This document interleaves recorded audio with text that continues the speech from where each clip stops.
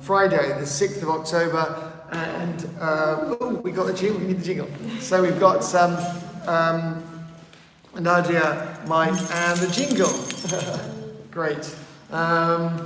So yeah, and today's a feast day with William Tyndale, who's very famous and kind of well known for his work of translating the scriptures. And we have Ecclesiasticus. Yeah. We're not too muddled up with Ecclesiastes. Yeah, which is different. Which is a different completely. Ecclesiasticus is one of the books of the Apocrypha. Yeah, part of the Apocrypha. Which isn't always in all the books of the Bible. So it's non-canonical for Jews and Protestants. Oh, okay. So it's accepted in, well, this is what the encyclopedia says, that it's accepted in the Roman Catholic canon, but it's non-canonical for Protestants.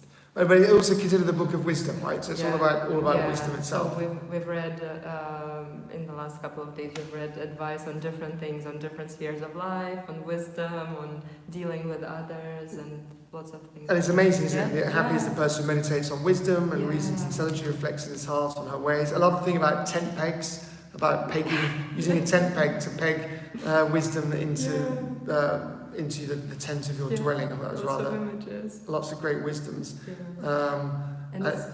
It's interesting how it says that wisdom will not be obtained by those who are arrogant and those who are sinners. Hello. Right. Yeah, because sometimes we see the opposite, that people who are arrogant, they do their best to show their apparent wisdom, but then actually truly wise people are usually humble and very I mean, it's very poetic. It's beautiful, isn't it? Some lovely visions. It's she will feed him with the bread of learning and give him the water of wisdom to drink. He will lean on her and not fall. He will rely on her and not be put to shame. It's great. Lovely. And you said you've been reading it all week whilst I've been away. Yeah. Anything particular that you remember? It's just more. I just remember every time I was reading it it felt like there were lots of beautiful, very concise, but at the same time very beautiful, very poetic phrases, also on wisdom. Yeah. I'm afraid I can't. And Vera just added beautiful phrases. Yeah, it says it all really. You can't really. Yeah. So they feel like poems. So if you read a good poem, you feel like actually learning it, memorizing it, because it's so rich. And here it's the same. So you feel like memorizing those phrases. Yeah. Because they can help you go through some hard situations, give you some wise advice. That's great. Yeah. Excellent. Should we move on to the New Testament? So we got the famous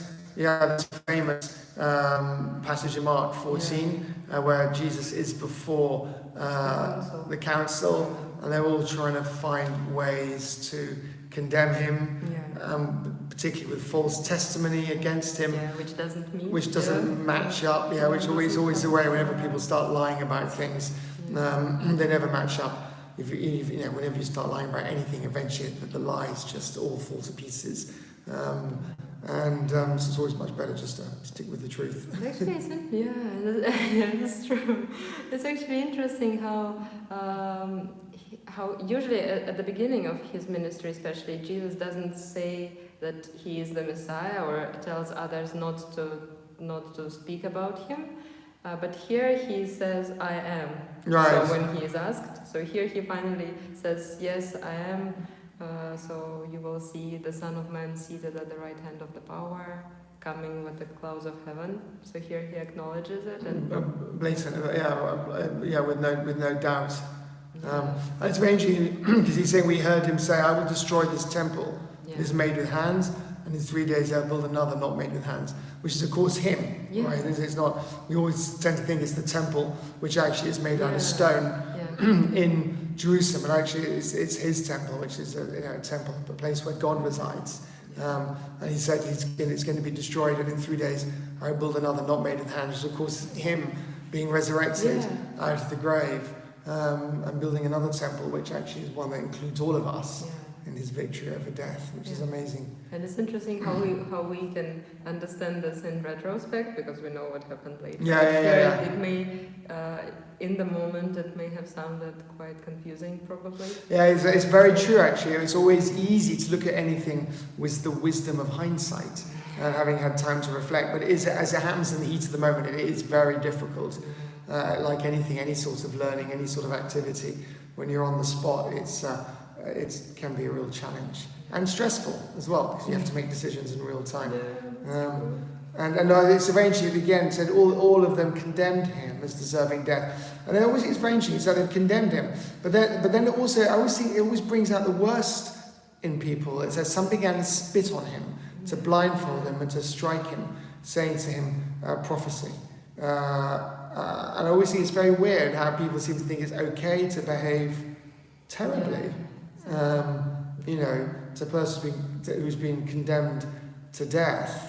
I mean, it sort of brings out the badness in people, whereas really, there should be compassion or kindness or offers of assistance, which of course there were. People who did come forward and carry his cross and offer him a sponge of what was it, water and vinegar and stuff. Yeah, so that's interesting. And I've just been waiting for Vera to comment. So fantastic. Interesting that the priests thought that they succeeded with their plan, but this is really God's plan. Nothing on their plans made Jesus brought to cross. Nothing on their plans made Jesus. Yeah. So exactly.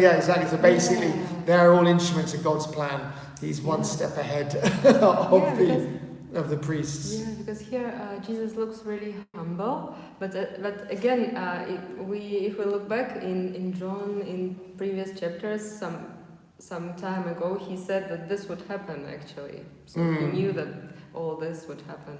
Yeah, exactly. So that he'll have to go to the cross, even though he didn't say it. So he said it in other words that were hard to interpret. But yeah, if we look back, we know that he knew all this would happen, and it was indeed God's plan. Yeah, it's great. And today is Tyndall. Was he one of the guys that was burnt in Oxford? Because you've been to Oxford and you've seen the place. Yeah, Was he one of the martyrs? You have to check that one. So there were 3 martyrs burnt. Do you remember? We were talking about the Oxford. Is it one of the Oxford men? And also became a leading figure of the Protestant Reformation. And hang on. Oh no, he didn't. He died. He died, I think, a peaceful death. He died in the Netherlands. There we go. Yeah. So I was getting confused there. Anyway, great. He's interesting, Tyndall. Yeah. So we'll do some research. And get back to you next time. Okay, great. Thank you very much for being with us. 3 people watching. It's so exciting. And hopefully we'll be back next week with some more whatever we just read. Have a great weekend. Bye. Bye. Bye.